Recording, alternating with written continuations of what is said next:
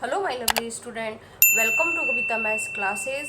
We are starting chapter 3 Understanding Coordinators exercise 3.3 question number 6। आज यहाँ पर चैप्टर 3 अंडरस्टैंडिंग कोऑर्डिनेटर से एक्सरसाइज 3.3 से क्वेश्चन नंबर 6 करेंगे। So please like share and subscribe Kavita maths classes. और अगर ये वीडियो आपको अच्छा लगता है तो कमेंट्स बॉक्स में कमेंट जरूर करिएगा कि वीडियो आपको कैसा लगा, और कोई भी डाउट है तो आप डाउट भी क्लियर कर सकते हैं। सो नाउ क्वेश्चन पर आते हैं। Two adjacent angles of parallelogram have equal measure, find the measure of each of the angles of the parallelogram. अब इस क्वेश्चन में करना क्या है, सबसे पहले इस क्वेश्चन को समझेंगे कि यहाँ पर एक पैलोग्राम है जिसकी जो टू एडजस्ट एंगल्स हैं वो मेजर में बराबर है, उनकी वैल्यू आपको फाइंड करना है। जैसे एक मैंने यहाँ पर एक रफली फिगर बनाया है, एक पैलोग्राम है, इसकी जो एडजस्ट साइड है ये है और ये है और ये एडजस्ट साइड से है, और ये एडजस्ट एंगल है, angle A and angle B, और इसकी आपको वैल्यू फाइंड करना है। सपोज करिए मान लेते हैं कि यहाँ पर एक एडजस्ट एंगल x है, तो दूसरा भी एडजस्ट एंगल x ही होगा, क्योंकि दोनों बराबर हैं, एडजस्ट एंगल्स हैं वो बराबर हैं। तो अगर आप मानते हैं कि लेट एंगल x की वैल्यू एंगल a की वैल्यू x है, तो एंगल b की वैल्यू भी x होगी। एंगल ए की वैल्यू अगर x होती है तो एंगल बी की वैल्यू भी x होगी, क्योंकि दोनों बराबर हैं।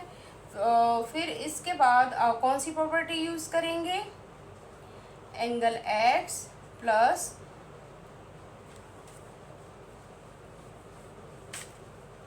Angle A plus angle B बराबर होगा 180 डिग्री का।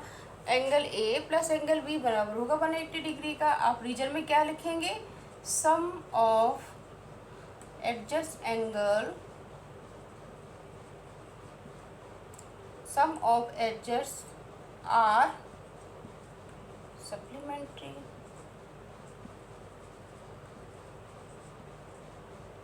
सप्लीमेंट्री है, तो इनका जो सम होगा एंगल का वो 180 डिग्री के बराबर होगा, एंगल आर सप्लीमेंट्री।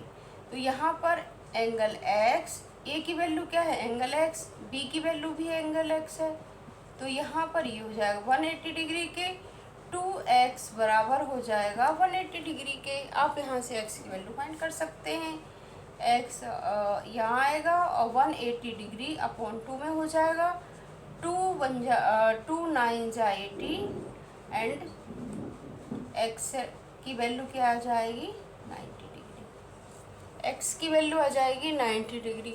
अब यहाँ पर एंगल a बराबर है एंगल x के जो है 90 डिग्री के, तो एंगल b भी बराबर है एंगल x के, वो भी होगा 90 डिग्री के। तो एंगल a की वैल्यू है 90 डिग्री, तो एंगल b की वैल्यू भी होगा 90 डिग्री। तो इस तरीके से आप वैल्यू फाइंड कर सकते हैं। So let's come to the other question. अब आते हैं क्वेश्चन नंबर 7 पर। क्वेश्चन नंबर 7 है, the adjust figure HOP is a parallelogram.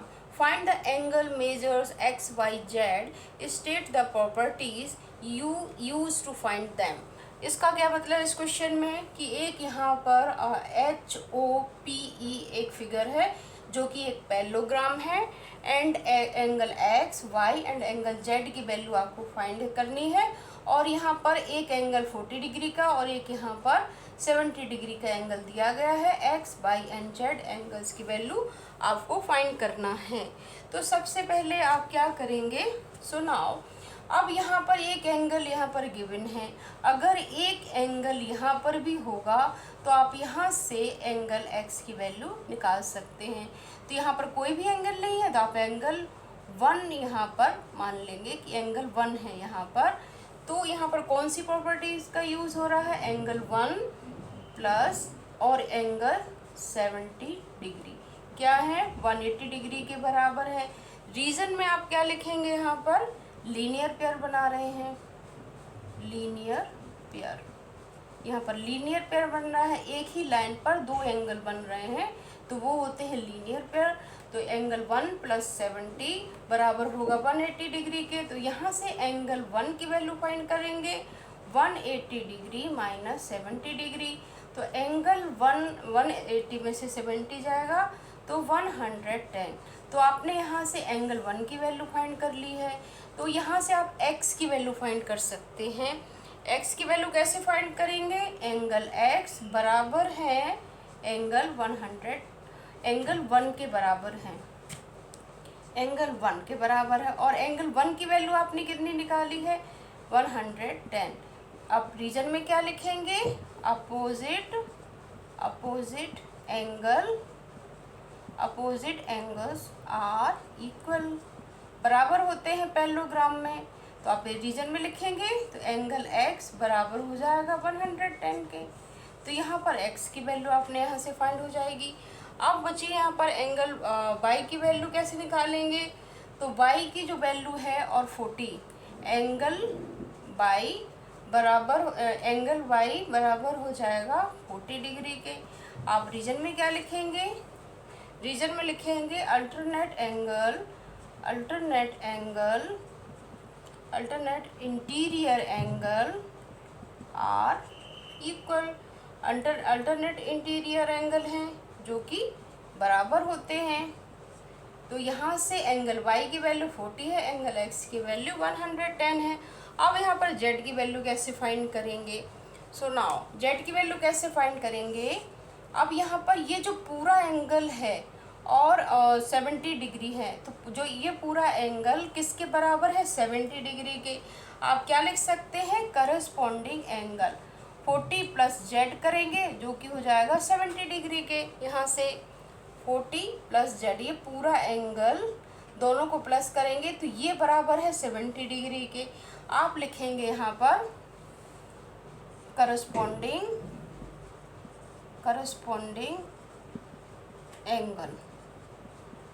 Angle बराबर होते हैं तो यहाँ पर ये लिखेंगे। तो यहाँ से आप z की वैल्यू फाइंड कर सकते हैं। करस्पॉन्डिंग एंगल्स क्या होते हैं? जो सेम साइड और सेम पोजीशन पर होते हैं। इस लाइन पर, इस सेम साइड और सेम पोजीशन पर यहाँ पर ये 70 डिग्री है और इसी लाइन पर ये पूरा एंगल 40 + z मिलके 170 डिग्री के बराबर होगा।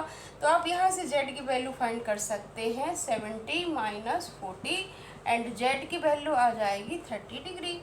तो इस तरीके से x की वैल्यू, y की वैल्यू एंड z की वैल्यू यहाँ से फाइंड होगी। x की वैल्यू 110, y की वैल्यू 40 एंड z की वैल्यू 30। आई होप आपको इजीली समझ में आ गया होगा कि किस तरीके से ये क्वेश्चन को सॉल्व करेंगे। कोई भी फिगर हो, कोई भी पैरेललोग्राम हो, सबसे पहले आप उसकी देखेंगे कि x की वैल्यू कहाँ से। जैसे यहाँ पर कोई एंगल नहीं था, गिवन नहीं था, सिर्फ ये एंगल था और आपने यहाँ पर एक एंगल 1 लिया है, तो यहाँ से आप अपोजिट एंगल से x की वैल्यू यहाँ से फाइंड कर सकते हैं। तो इस तरीके से सबसे पहले आपको देखना होगा इस क्वेश्चन में कि किस तरीके से कौन सी प्रॉपर्टी यूज़ करके आप क्वेश्चन को सॉल्व कर सकते हैं। सो आई होप आपको इजीली समझ में आ गया होगा। So this question is finished. I hope आपको अच्छा वीडियो लगा होगा तो प्लीज़ लाइक कीजिए, शेयर कीजिए और सब्सक्राइब कीजिए कविता मैथ्स क्लासेस। और कमेंट्स बॉक्स में कमेंट्स जरूर करिएगा कि वीडियो आपको कैसा लगा।